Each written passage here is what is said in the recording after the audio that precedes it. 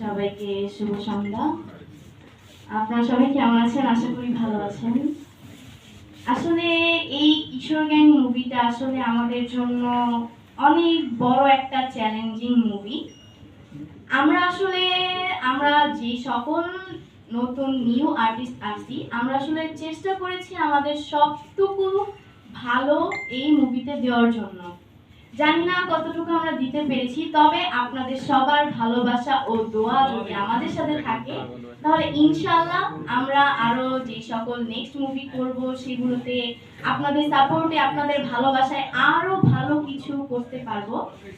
আর আমাদের director Mannan sir, সে যদি আমাদেরকে হেল্প না করতো, আমাদেরকে এত বড় একটা সুযোগ না দিত, রূপ রং চলচ্চিত্র যদি এত বড় একটা সুযোগ আমাদের না দিত, আমরা আসলে কখনোই মানে এত সুন্দর একটা মুভি, মানে কিশোর গ্যাং, যেই কিশোর গ্যাং আসলে এত কিছু করে যাচ্ছে সমাজের মধ্যে, সমাজের চারিদিকে শুধু একটাই নাম, সেটা হচ্ছে কিশোর গ্যাং।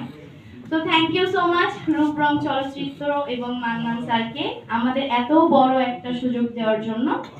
আসলে এই সুযোগটা পেয়ে আমাদের আসলে অনেক বেশি খুশি লাগতেছে।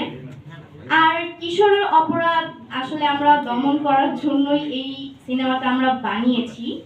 বিশেষ করে এই সিনেমায় অভিনয় করতে আমার খুবই ভালো লেগেছে এবং আমরা এই সিনেমার জন্য অনেক বেশি কষ্ট করেছি।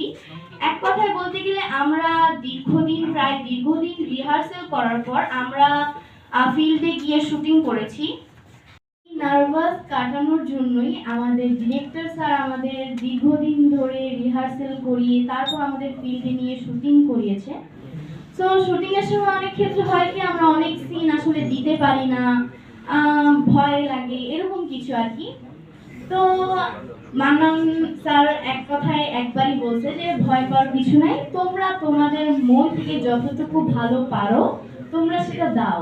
যেমন আমার যে দুইজন কোয়ার্টিস্ট আছে, তারা তো আমাকে খুবই হেল্প করছে আমার এই শুটের সময়। আসলে আমাদের এই জার্নিটা, কিশোর গ্যাংয়ের জার্নিটা অনেক বেশি কঠিন ছিল, খুব একটা সহজ ছিল না।